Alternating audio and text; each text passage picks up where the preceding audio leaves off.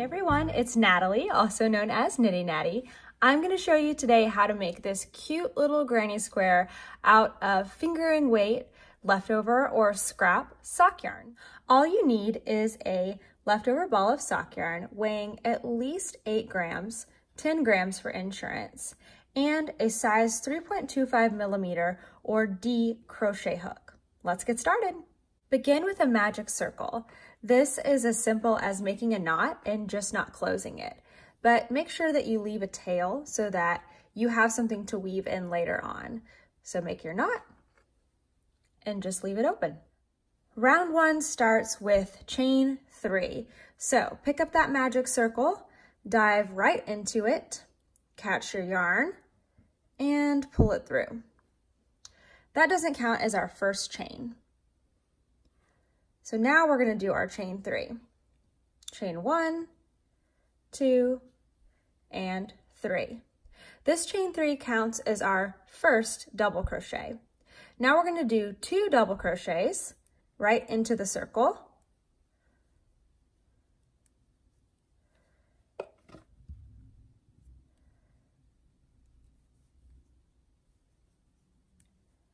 And then we're going to chain 2. So far, we've got a cluster with our chain 3 and 2 double crochets. So this counts as 3 double crochets and a chain 2. Our repeat for this round is 3 double crochets and chain 2. And we're going to do that 3 more times.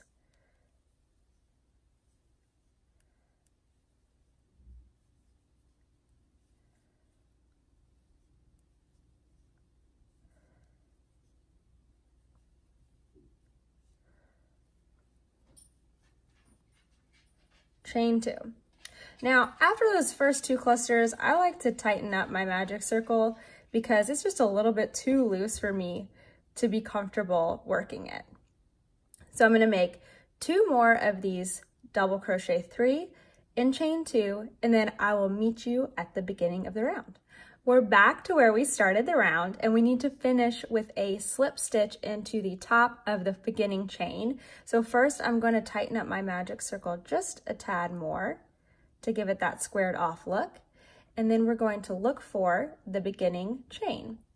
So here it is, 1, 2, 3, and I'm going to go right into that, that third chain there. And I like to just catch the back half of it. So I just like to go under, I guess it's like the back 2/3. I like to get that top strand and the very back of it, and then just pull through to finish off the round. All right, so that's round 1. Now round 2 and all the other rounds start a bit differently, but let's look at what we have here first. So we have a square. We've got 1, 2, 3, 4 of those 3 double crochet clusters. And then we have 1, 2, 3, 4 chain 2 corner spaces. So in order to start the round, we need to get over to this first corner. So round 2 begins with 2 or actually 3 slip stitches. So we're going to do 2 slip stitches in each of the next double crochets. Then we're going to do a slip stitch into the corner. So let's do those first 2 into the tops of the double crochets. 1 and 2, and I like to keep them pretty loose because we don't want to tighten anything up.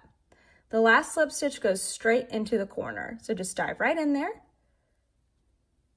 and make your slip stitch. So now we're ready to begin the round. Now the verbiage that you're going to hear in this pattern is called like first corner, which is the one we're at, also corner. Now first corner and corner are different because the first corner begins with chain 3. And this chain 3 counts as our first double crochet. So the first corner is chain 3, double crochet 2,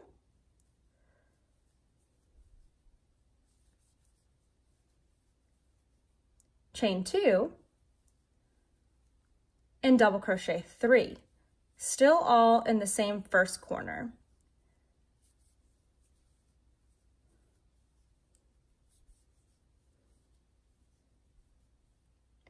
All right, so that's what our first corner is going to look like.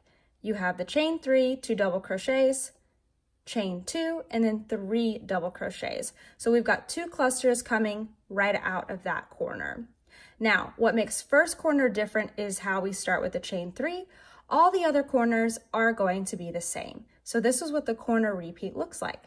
Double crochet 3, right into that next corner.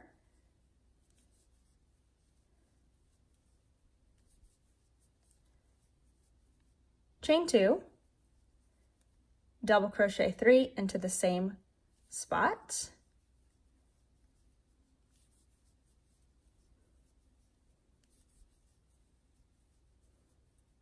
And that's how you make a corner space. Now I'm going to repeat corner, which is 3 double crochets, chain 2, 3 double crochets in each of the next 2 corner spots, and I'll meet you back at the beginning of the round. I'm back at the beginning of the round, and I'm going to join with a slip stitch into the top of the beginning chain 3, just like round 1. So 1, 2, 3, I'm going to join right here. I'm going to try to get that back half and the very back of the stitch, and then do a slip stitch to close. So now it's really starting to look like a square. But if you notice, we now have, well, we have 4 corners, of course, we're making a square. 1, 2, 3, 4 corners. But now we have these center spaces here, here, here, and here. So round 3 is where we really establish our pattern and get started with our repeat. So let's get started on round 3. We're going to start just like round 2 with the 2 slip stitches and then another slip stitch into the first corner.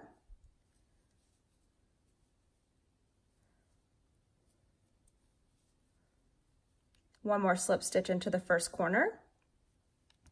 Okay, so now we're going to make a first corner, which starts with chain 3, counts as the first double crochet, 2 double crochets. Let me give myself a little more yarn here.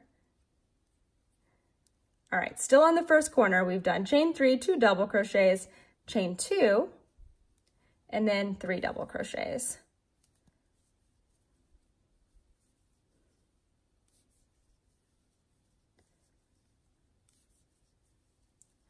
All right, we've completed the first corner. Now we're going to approach this center space here. All we're doing in the center space is 3 double crochets. Super easy.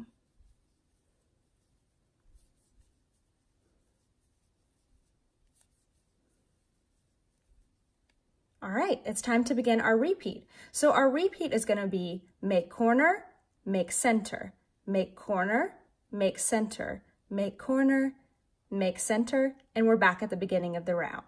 So just a reminder, the corner is 3 double crochets,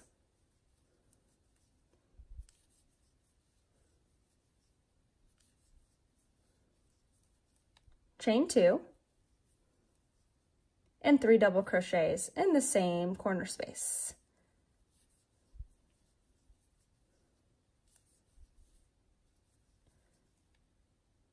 And then a center is just 3 double crochets right in that space there.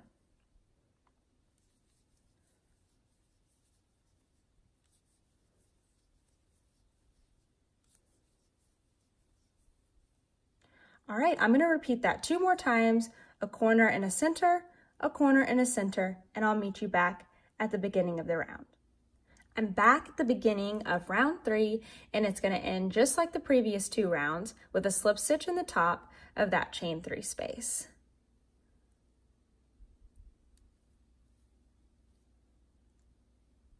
Try again. There we go. All right. Now, round 4 is the last written out round of the pattern.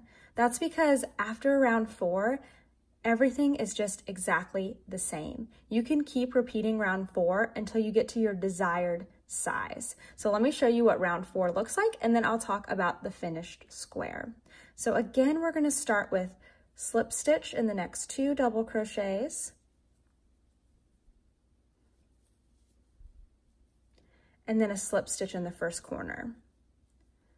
We're going to make the first corner by doing a chain 3, 2 double crochets,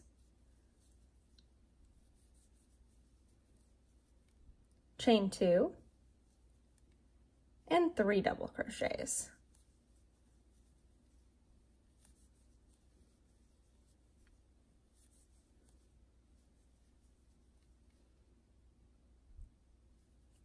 So now when we're looking at our square, you can see that we have more than one center space. We have 1, 2 center spaces in round 4. And if you guessed, as the square grows, you get more and more center spaces. 2 center spaces on round 4, 3 on round 5, 4 on round 6. Okay, I might need to stop saying that or I'm gonna get all off on my math. But your center spaces will continue to increase, but you should always have 4 corners, a first corner and then 3 other corner spaces. If you don't have 4 corners, that's okay. You're just not making a square anymore. So let's go ahead and do the center. So each center is 3 double crochets.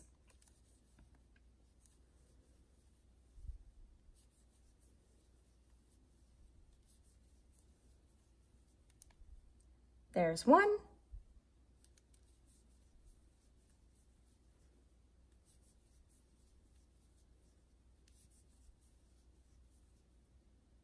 All right, so now we can begin our repeat, and the repeat is going to be this. Make corner, 3 double crochets in each center space. So no matter how many there is, whatever round you're on, 3 double crochets in each center space, make another corner, 3 double crochets in each center space, make a corner, 3 double crochets in each center space, and then join to the top of the chain 3, just like we have in every round. I'll show you one more time, and then I'm going to show you the finished square and how many rounds it has, like how big my squares ended up measuring out. But what's really good about this pattern is you can do as much of it as you want. If you want to stop your squares here on round 4 and make little tiny granny squares, that's perfectly fine. Or you can continue going and make a giant square blanket.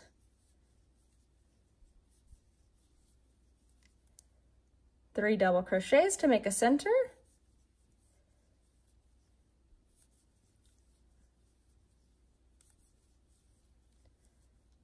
And 3 to make another center. Let's make one more corner and then I'll show you the finished thing. So remember, the corner is 3 double crochets,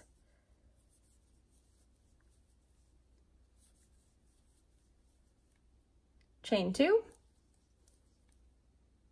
and 3 double crochets.